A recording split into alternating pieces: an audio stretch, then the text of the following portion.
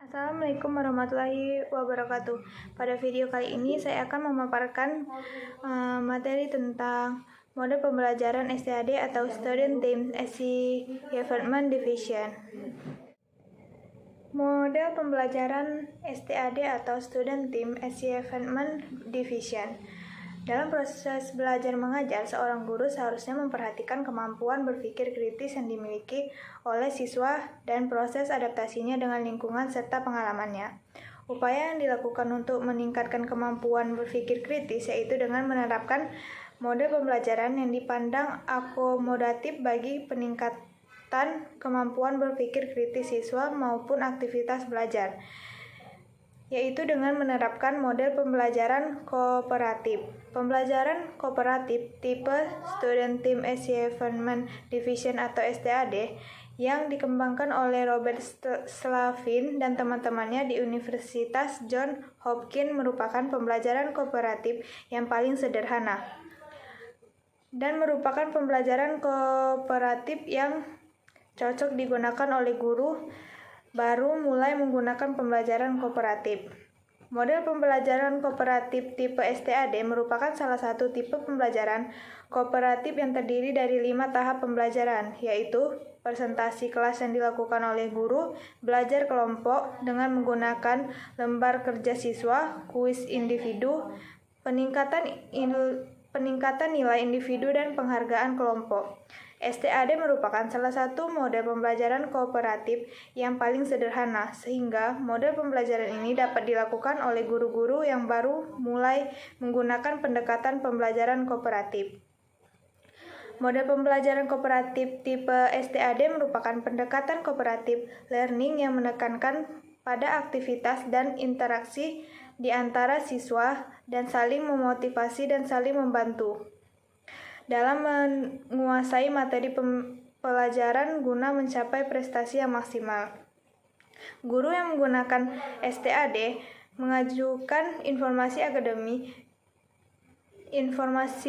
baru kepada siswa setiap minggu menggunakan presentasi verbal atau teks.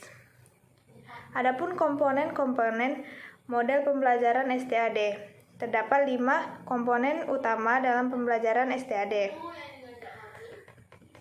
Kelas presentasi kembali dalam STAD berbeda dari pengajaran biasa. Hanya pada presentasi tersebut harus jelas-jelas memfokuskan pada unit STAD. Dengan cara ini, siswa menyadari bahwa mereka harus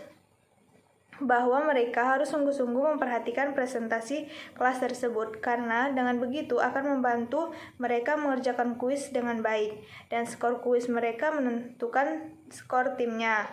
Komponen itu seperti 1. Kerja tim. Tim atau kelompok tersusun dari 4-5 siswa yang mewakili heterogenitas dalam kinerja akademik, jenis kelamin, dan suku. Fungsi utama tim adalah menyiapkan anggota agar berhasil menghadapi kuis. Kerja tim tersebut merupakan ciri terpenting STAD. Tim tersebut menyediakan dukungan teman sebaya untuk kinerja akademik yang memiliki pengaruh berarti pada pembelajaran, serta tim menunjukkan saling peduli dan hormat. Hal itulah yang memiliki pengaruh belajar pada hasil-hasil belajar. Yang kedua itu kuis. Dalam mengerjakan kuis, siswa tidak dibenarkan saling membantu selama kuis berlangsung. Hal ini menjamin agar siswa secara individual bertanggung jawab untuk memahami bahan ajar tersebut. Yang ketiga ada skor perbaikan. Individual setiap siswa dapat menyumbang poin maksimal kepada timnya dalam sistem penskoran. Namun, tidak seorang siswa pun dapat melakukan seperti itu tanpa menunjukkan perbaikan atau kinerja masa lalu. Yang keempat ada penghargaan tim. Tim dapat memperoleh penghargaan apabila skor rata-rata mereka melampaui kriteria tertentu.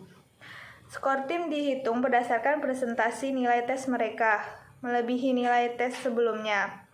Adapun langkah-langkah model pembelajaran kooperatif tipe STAD, yaitu langkah-langkah pembelajaran kooperatif metode STAD seperti persiapan. Dalam persiapan ada satu materi pembelajaran kooperatif. Metode STAD dirancang sedemikian rupa untuk mempelajari secara kelompok.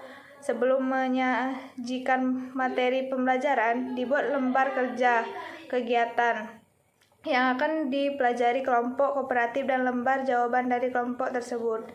2. Menentukan siswa dalam kelompok. Kelompok siswa merupakan bentuk kelompok yang heterogen.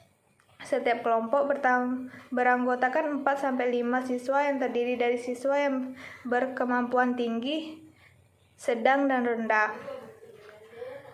Sebagai pedoman dalam menentukan kelompok dapat diikuti petunjuk seperti ranking siswa, menentukan jumlah kelompok, membagi siswa dalam kelompok, dan mengisi lembar rangkuman kelompok. Adapun menentukan skor awal. Skor awal siswa dapat diambil melalui pretest yang dilakukan guru sebelum pembelajaran kooperatif metode STAD dimulai atau dari skor tes paling akhir yang dimiliki oleh siswa. Ada juga kerjasama kelompok. Sebelum memulai pembelajaran kooperatif, sebaiknya diawali dengan latihan kerja sama kelompok.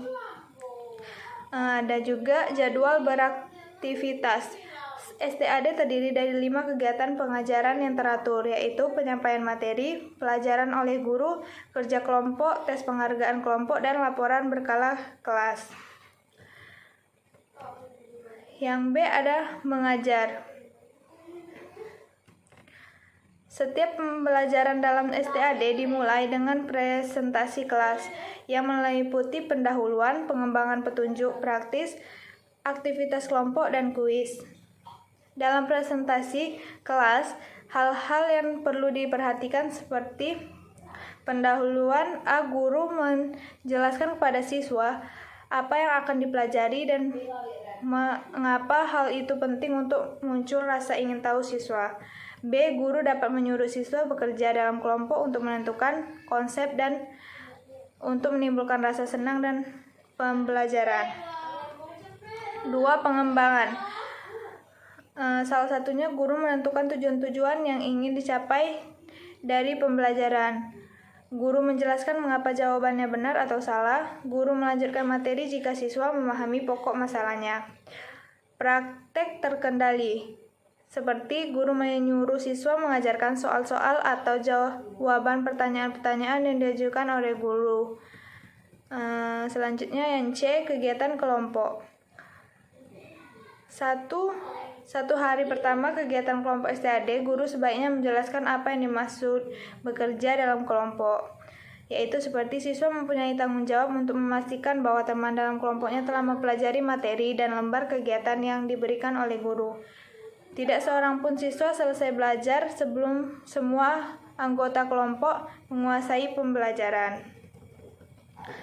Selanjutnya ada guru dapat mendorong siswa dengan menambah peraturan-peraturan lain sesuai kesepakatan bersama.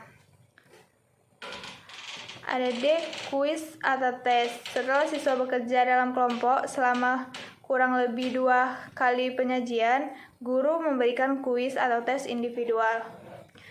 Yang E, penghargaan kelompok. Penghargaan kelompok bisa menghitung skor individu dan kelompok. 2. Menghargai hasil belajar kelompok.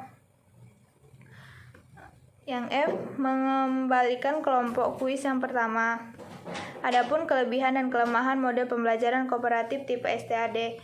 Kelebihannya, dalam menggunakan pendekatan pembelajaran ini seperti mengembangkan serta menggunakan keterampilan berpikir kritis dan bekerja sama kelompok, menyuburkan hubungan antara pribadi yang positif di antara siswa yang berasal dari ras yang berbeda.